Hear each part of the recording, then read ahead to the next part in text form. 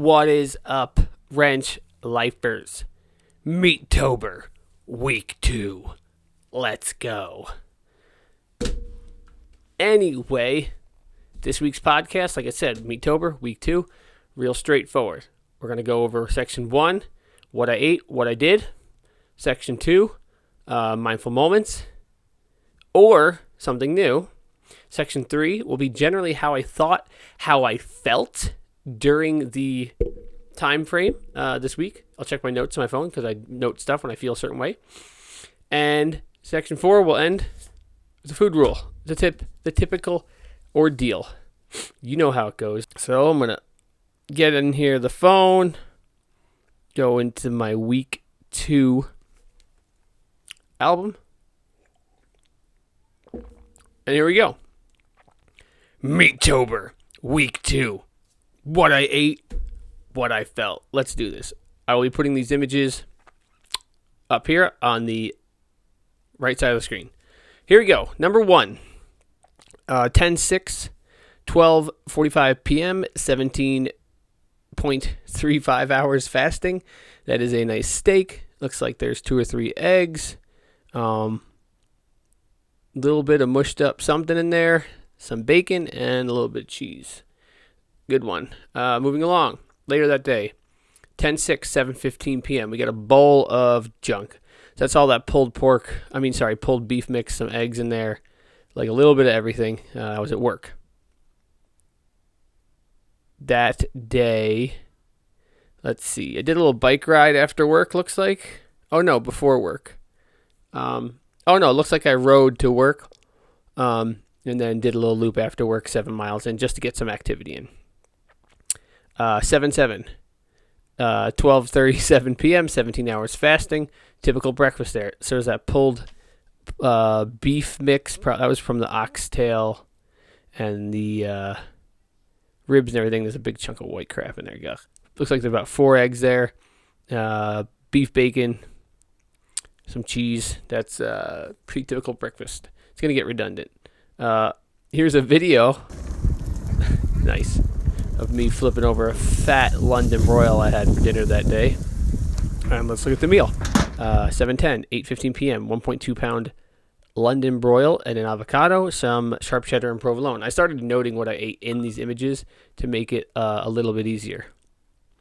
That London broil was pretty good. Marinated London broil from McCann's Meats. It was quite delicious. Following morning, a little bit earlier here, 10/8, 11:45 p.m., 15.5 hours fasting. 3 eggs, beef bacon, liver, mixed organ, beef shoulder, and bone broth. The dog food. Did we talk about the dog food last week? I'll get to that later. Then I played disc golf that day. Nice little picture here. Beautiful out there. Fall. Pumpkin spice. Wow. Let's see. 10/8, 4:30 p.m. 2 beef and bacon burgers with provolone and sharp cheddar, 2 eggs, light dinner. I was definitely not satisfied for that meal. So a little bit later an hour later, 5:30, I ate some more of that pulled beef mix from the oxtail and rib. Wow, I ate again that day. I will talk about this, the hunger stuff. 10:10 p.m., that's super late. Pork bacon, organ patty, egg, and a little bit of the beef, just kind of a little bit of everything. Following morning, here we go. Went out for a bike ride. This is good. Oh, yeah, I went ham here. So this is a 10.5 mile ride. I did wear my heart rate monitor. It says 480 calories. Maybe, maybe not. Look at those heart rate numbers right there. Boom. So the second half of the ride, I was hammering, dude. That was for 13 minutes I was hammering. So basically it looks like I was floating about 165 to 170 beats per minute for 13 minutes. I will talk about that again a little bit later in the show about the how I felt when I was riding. 10/9, 1 p.m., 15.5 hours fasting. The fasting window is a little bit shorter here because I ate late the previous night, but this is a nice breakfast right here. 3 eggs, a brevet steak, beef bacon, a little bit of liver, Oregon patty, and some sharp cheddar. The brevet steak is actually the oblique, right? The oblique? Yeah, the oblique muscle of a cow. It's really good. I like it. Then, look at this. Boom. Meatballs. Made these meatballs. I've been eating a bunch of these.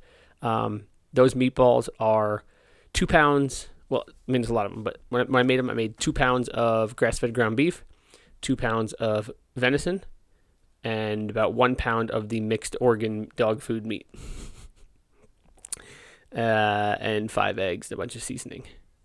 So here we go at 4:15 that evening. I took all the crumbles and bits and pieces that fell off the meatballs in this little bowl. I just ate that. So that's that ground beef venison Oregon crumbles, I guess you could say. Continuing along that night, right? Yep. 9:20, kind of a late time to eat. Half an avocado, another brevet steak, and then I made burgers out of that same ground beef mix, Oregon deer, whatever. They're fucking awesome. Also, that sharp provolone I was putting on the burgers really cuts through. It's awesome. Following morning, look at that shit, bro. 1 p.m., 15.5 hours fasting, beef bacon, 4 eggs, 1 Super Ball. The Super Ball will be the term I'm using for those mixed meatballs, and some pulled beef mix, and that was, I think, what was left over from the oxtail rib. Boom, dinner.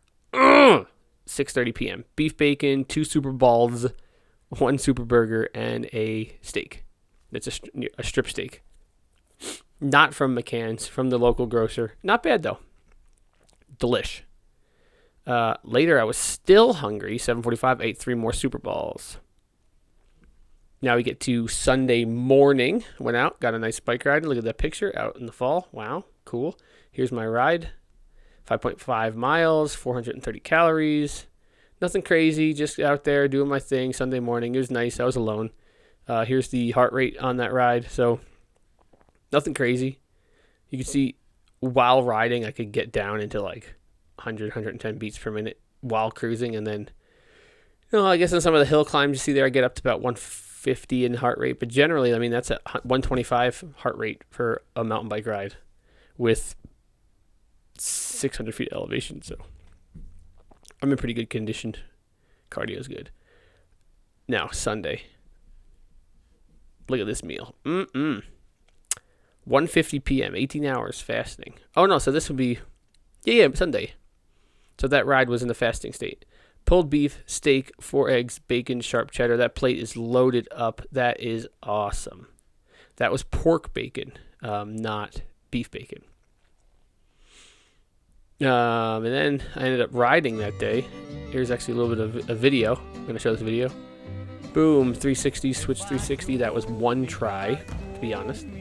Here's me helping this girl learn to skate, so I did that in the morning. Here's me falling on this 5 cab. This trick probably took me maybe about 20 minutes. Here's a clip from my disc golf. Wow, backhand. Pretty decent. Little manual here, pop in, ice pick. This clip took about 3 tries. Honestly, very sweaty when I was filming these clips. Just I just mixed in these disc golf clips because why not? I probably rode for about 45 minutes in BMX here, try after try, no breaks, super sweaty, kind of sore in the morning, but definitely some caloric burn there.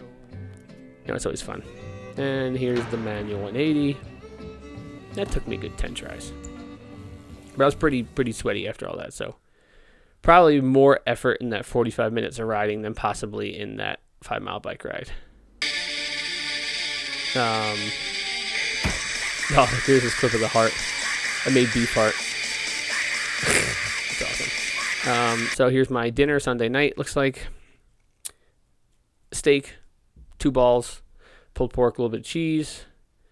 Oh, there we go. There's the heart in the crock pot. And then the following morning, made a scramble. So super scramble, 5 eggs, everything. So, I mean, everything there is, there's some of that pulled beef in there. There's a bunch of the heart. There's just like everything. There's bacon in there. There's organ mix in there. I mean, literally just everything in there with, I think, 5 eggs. Yeah, 5 eggs. Pretty good. And, there's me ripping a bomb yesterday. It's a 411-foot throw. Yeah, 415. Not bad. This was yesterday. So later that day, I was in Syracuse all day. So I brought some balls. Here it looks about 5 Super Balls. I ate those 3 p.m. in the afternoon. Before that, I played 2 rounds of disc golf, 5.1 miles of walking. I don't know how 5 miles of walking says it's 900 calories, but 6 miles of mountain biking is 4. Who knows how these apps work? Then last night I rode again, Bay Park West. Here it is. Hot lap, 6.5 miles, 493 calories. I was freaking ripping. I got this KOM. By KOM, it means you're the fastest person to ever ride that. That's about 5 minutes. Full bore. I did not have the heart rate monitor on for this ride, but I was up there. Like, I was really up there, and I will talk about that experience a little bit later in the show. And then last night for dinner, I had at 7:15 Heart and Junk, 4 eggs, beef bacon. I had a bunch of cheese with this too. Heart and Junk is because what I made in the heart. It's just all the gunk and crap and fat and everything. I just ate all of it. So there's everything I ate, everything I did, all my activities for the most part, all my meals, all my calories, every single thing I ate. It's been 12 days, no sugar, no carbs, no plants, aside from half an avocado this week. I did miss fish. I didn't have my fish this week, but I am having fish later today. So there it is. Week 2, MEATOBER. Done. Moving on, section 2.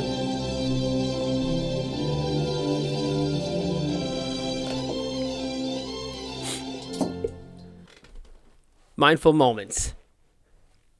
So this one's going to be a little bit different, actually. Pretty excited about this. This is it's kind of a mindful moment, but kind of not. I was reading the book I was reading. Sometimes I make bookmarks of pertinent things. And over the past week or so, there was an instance where there was a quote in the book I thought was great. And I've thought about it and reflected on it. And it's kind of a mindful moment. It's not necessarily mindfulness, but it's something that I think is worthwhile bringing some of my time reading into the podcast. So I'm going to play this clip, and I'm going to talk about it briefly just so we can talk about it, because I think it's pertinent, right? Okay, play it. Cool and candid people will at once reflect that the purest of human blessings must have a portion of alloy in them, that the choice must always be made, if not of the lesser evil, at least of the greater, not the perfect good, and that in every political institution a power to advance the public happiness involves a discretion which may be misapplied and abused. Wow. So that is, I believe, Hamilton from the Federalist Papers, and I believe it's Federalist Paper 42. Man, that's crazy that was written so long ago, and it's so pertinent now. So let's break that quote down. So the first half. Cool and candid people will at once reflect. The purest of human blessings must have a portion of alloy in them. That is, man, that's deep. No one is 100% pure. And if you don't know what alloy is, an alloy is like it's a metal term. When you have metals, you put a little alloy in it. It could be any other metal, and then it makes a mix. So like brass is what? Brass is like copper and tin or something. So that right off the bat, we're saying all of human blessings have alloy in them. Intentions are never pure. They can be close to pure, but there's always a little bit in there. There's always a little bit up to question. There's always a little bit up to interpretation. No one is pure as the white snow. That doesn't exist. Next section. That the choice must always be made, if not of the lesser evil, at least of the greater, not the perfect good. So we reiterate the point there. The choice needs to be made not of the lesser evil, but of the greater and not perfect good. Kind of the same point, but I liked what he says. the first half, not of the lesser evil, but of the greater good. I mean, there's a good way to frame that, like especially if you're looking at our situation right now. Biden, Trump, or even Biden or Trump, Hillary. Like, I'm not going to vote for the lesser evil. That's something I've said a million times. But to frame it differently, like, no, I will vote for the greater good. I will not vote for the lesser evil. That is taking a stance of optimism, right? If you say I won't vote for the lesser evil, you're saying, what's the first thing you say? I won't vote. Versus saying, I'll choose the greater good. I won't versus I will choose. I won't versus I will. I won't versus I will. So there's that. It's a little bit of optimism, a little positivity. It's inferring. The implicit assumption here is that action will always trump inaction, right? Not of lesser evil, but of the greater good. Because if you won't vote of the lesser evil, you're just abstaining, and then it doesn't matter, right? Moving along. And that in every political institution a power to advance the public happiness involves a discretion which may be misapplied and abused. In every political institution, the power to advance the public happiness involves a discretion which may be misapplied and abused. So now he says, with every discretion. Every discretion. So, we preface that by implying inaction is worse than action. So you're saying you should vote for the greater good, or you should act toward the greater good and not simply stand by for the lesser evil, right? Then he's saying, well, everything can be misapplied or can be abused. So let's step back. No intention is perfect and pure. You're better acting than inacting. And then lastly, everything can be misapplied or abused, which is the alloy he speaks about in the earlier part, which is that paradox between the lesser evil, greater good. I think this quote is phenomenal in saying, like, because people will be like, oh, well, this candidate's bad because he's going to do this with that. And you're like, yeah, he could. But they could do that with this. Anyone can skew and construe the powers. Anything that can be used for gain can be used for, I guess their gain versus your gain, really. Who said it? I think Franklin said it, like a government big enough to give you everything you want can take away everything you have, right? Something like that. So, I probably didn't do the best job. I really shot this off the cuff. I should have wrote something down to get through this. But that quote is so good. It applies to more than just politics. But like I said, nothing is perfectly pure, and you need to accept that. Strive for the greater good, not the lesser evil. And know that when you take a positive action, there's always going to be a way that it can be used negatively. And that should not be a motivating factor for you to abstain from doing something, for you to be passive. In order to be assertive in life, in action, you have to choose the greater good. You have to understand that there's going to be alloy, and you have to do your best and assume that other people will do their best. And if they don't, you can criticize them for that, I guess. Whew, that's like a different kind of mindful moment. That's like a complex, like, holy crap, that was dense. Probably didn't do a great job. Feel free to let me know what you thought of my job doing that, and if you learned anything or if you have any questions. And then, lastly, we're going to go on to Section 3, how I felt during MEATOBER. Great. All right, we're going to go over my activities. So back there on Friday when I did that ride, right? Friday morning. So I said I did 13 minutes, had 165 beats per minute, 170 beats per minute. Pretty interesting experience. The fastest time on that section of trail was 3:10-ish.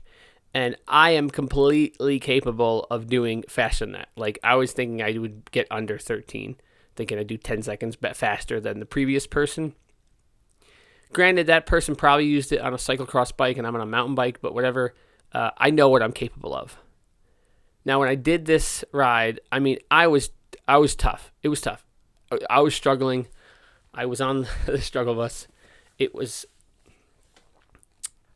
I was fucking battling to get through that. I didn't give up. I definitely slowed toward the end, but I think basically what we're at is my body is mostly adjusted to the no sugar thing, but there are instances where I'm feeling it. And in that instance, it seems like for me to really push cardio and muscular endurance to that level in a fasting state is hard. It's like the burner's not turned all the way up. I just don't have the juice I know I should have. Later in the days, I feel significantly more power. It's not about energy. Like mentally, I feel awake, alert, I feel great. But when I just try to put the hammer down, it's like the fuel's just not burning as hot. Like I'd have no problem like going out for a 50-mile ride, just cruising. But when I try to drop the hammer, really struggling. Now, Sunday morning I was also in a fasting state on that ride, but I was not pushing it. I was cruising. I was having a good time. Mentally, I felt really good during that ride. Mentally, I felt really great in general, but just like really like zoned in on like everything. Kind of primal. I'll talk about the primal feeling in a minute. Nothing to really talk about there. And then this ride yesterday at Bay Park West with the KOM. So now this is later in the afternoon. I've been eating all day. Definitely, noticeably more power. Sustained, it's there. Pretty similar to normal. I was probably pretty jazzed up. My times reflected being that jazzed up. The segment I crushed 5 minutes. I'd imagine the heart rate numbers were probably pretty similar, 170-ish, because I was going. I was just ripping. I was ripping hard. I looked down on my Garmin, and I'm like, oh, man, I'm 4 seconds up on the time right now. And not really knowing what section it was, I just kept ripping. And eventually I literally stopped because I didn't know which way to turn, and then kept going and climbed up the hill all the way out. As I got to the top, I hit the wall. Now, normally, in my normal diet and routine, I don't ever hit the wall. Now, I will preface, this segment was 140 feet of elevation from bottom to top, to where that other ride, it was basically flat. So this one, a lot more hills, a lot more energy, and when I'm doing a 13-minute long section of trail, I'm pacing myself. I'm floating between 65 and 80% trying to pace. This section, I was pretty much going between 80 and 90, just trying to keep the hammer down and climbing up that hill. 3/4 up that hill, I just hit the wall. And normally when I hit the wall, I can power through it. I can look like 60 feet ahead of the trail and be like, I'm getting to that point, and just head down, keep cranking, and look up to that point. I can get to that point. This time, I don't know if it was in the legs, in the lungs, if it was like a lactic acid thing, if it was like without the blood, without the sugar, any what's it called? There's no glucose in the muscles anymore because I haven't eaten sugar in 2 weeks. If maybe I just peaked out how the effectiveness of the ketones in my blood. I don't really know enough about it. Maybe I needed to take deeper breaths. I'm not sure. I will experiment with this, but I got to the point and I was fucking going slow, and it was tough, and I was trying so hard to make it to the end of the trail, and it was definitely hard. The first 4 miles of that ride, I was just barreling through the woods. Most people I ride with would not have kept up with me for that whole ride. I was in the fucking zone. So it wasn't like I was fully energized, because I was definitely burning. But again, 6 miles is not a super long ride. Pretty interesting. Yeah, I don't know. I didn't run this week, so there's definitely been some interesting energy and the use of energy and my body adjusting to it. Speaking about my body adjusting, there's been a hunger adjustment. Very fascinating. Week 1, I felt like my hunger routine was kind of typical to what I normally eat. Then I had that low sugar event last week, and since then I haven't had no instances like that flat out at all. I felt fine. And I feel like my body has adjusted to the new fuel, or at least is adjusting, and I feel good. I feel really good. And my hunger is steady, constant throughout the day, not like overwhelming. I eat these meals, and then like an hour later, I'm still hungry. Like in the beginning, they were very satiating. I could not possibly eat more meat. I'd like look at it and be like, oh, this is so hard to finish. Now I'm eating everything and wanting to eat more. I think perhaps I may need to up my fat intake. So I'm starting to put a lot of butter and ghee on my stuff. And with the heart I'll talk about it. I left all the fat in there. So I'm going to try to, this week, really focus on getting a lot of fats. I may even put some butter in my coffee just to see if maybe if I up the fat intake, it will help with the hunger and with the performance. We'll see. I don't know. But the only real difference in how I feel is that the hunger is different. Let me go look at my notes in my phone to make sure I'm not missing anything on week 2. Let's see, 7:30, 6:30. Yawning, upset, panic, nauseous. Oh, that was this week, was it? Oh my God. Oh, I gotta talk about this. That's crazy. I thought that was the last week. Huh. When was the 7th? Man, I really should have planned out this podcast before I just fired it out. Okay, so last Wednesday, I had this low sugar event. I just mentioned it. I thought that was last week. So let me tell you what happened. I'm at work, starting to feel upset stomach, starting to feel nauseous, and it's getting worse and worse. Now I'm getting kind of cold. I'm like yawning like crazy. Like it's really interesting. I'm like yawning, tired, cold, nauseous, upset stomach. Like my body is clearly freaking out. And I'm like, oh my God, I'm on the phone with my mom and it's getting worse. And I'm like, I just gotta go. And I'm thinking, well, I haven't eaten in a couple hours. Maybe this is right before that London broil steak. So I'm thinking, fuck, maybe I should eat. I don't know. And I thought maybe I had to go to the bathroom. I tried to go to the bathroom. Didn't really change anything. Look it up. Basically, what it sounds like is I was low insulin. That after being on an entirely ketogenic diet for a while, normally you have sugar in your muscles, you have some sugar in your blood, it's kind of there, it's whatever. And then when you get to the lowest point of your blood sugar or insulin or whatever, your body just knows, oh, I need this thing. It knows where to look for it. And it finds it, and you seamlessly, like, you're fine. Nothing happens. Well, in this instance, because of the carnivore stuff and the keto, I guess when I bottomed out on my insulin, there was no sugar to fill the gap. My body went looking for it, and they're like, it's like that John Travolta thing. And the blood sugar just dropped, and I felt like crap. Googled it. That's what it told me. I was texting Phil. And then crazy. Super crazy. Like 20 minutes later, fine. Like I went from so nauseous I can't think about eating to London broil on the grill. Let's go. Good mood. High spirits. Really interesting. And speaking of that, I've been in a great mood the whole time. My temper feels a little bit short, but like generally I'm in a great mood and I feel good. Next note. I've talked about this already, 10-11. I noticed my appetite and hunger was surging, so that would be 10 to 11th. And then, let's see. I noted this weekend. I feel primal. It's kind of hard to, like, I feel very comfortable with meat.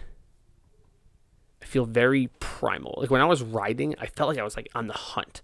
Like sometimes when you mountain bike, you get in the zone and you're like you're processing all the details in real time, like. But I feel like that all the time. I feel my vision feels sharper. My brain feels clearer. I feel more concise. I feel more intent. I feel like primal. I crave the meats even more. Normally, I've always been squeamish in touching meats, and I just butchered that heart the other day, and I'm just picking this thing up, lifting it up. I'm like, ugh. Like normally, I'm like, I don't want to ever touch the meat. It's gross. But there's definitely something happening mentally where I'm like being very comfortable with the meat. I love the meat. I want the meat. I'm not like squeamish about it anymore. I'm just grabbing it and like never been like that. So there's clearly something happening, some psychological primal hunter thing that's happening. And it's sick. And let's see, what else are right here? I said my body is adjusting. I feel great. Come at me is what I wrote. It's like exactly how I feel. I feel unbelievable. I feel like I'm glowing. It's quite incredible. I can confidently say I'm not going to go completely back to how I used to eat. I will have to conduct more experiments with my diet to figure out if perhaps this is the alcohol, the no alcohol, or if it's in fact if it's the ketosis, or if it's the reduction of all plant carbohydrates and phytochemicals, phytonutrients. So I'll have to go back in later and maybe do a ketosis diet with vegetables and see how I feel. But we'll cross that bridge when we get to it. But generally, I feel great. Phil said he had one little sugar bout. Same thing. Blew over pretty quickly. So, I mean, all in all, like, it's great. Feel great. Everything's great. No complaints. Bowel movements have been completely fine. Been drinking a lot of water. I do get thirsty from time to time. But that's about it. Nothing crazy. And that's how I felt. And then the last section of the show today, we're going to give you a Michael Pollan food rule for you to take home. Take it to heart. Last time we did rule number 9. Now we're going to move on to rule number 10. This is Michael Pollan's Food Rules. Cute little book. Rule on one side. Sometimes there's illustration. Sometimes there's not. But here we go. This is really short. I might even read the blurb. Rule 10. Avoid foods that are pretending to be something they are not.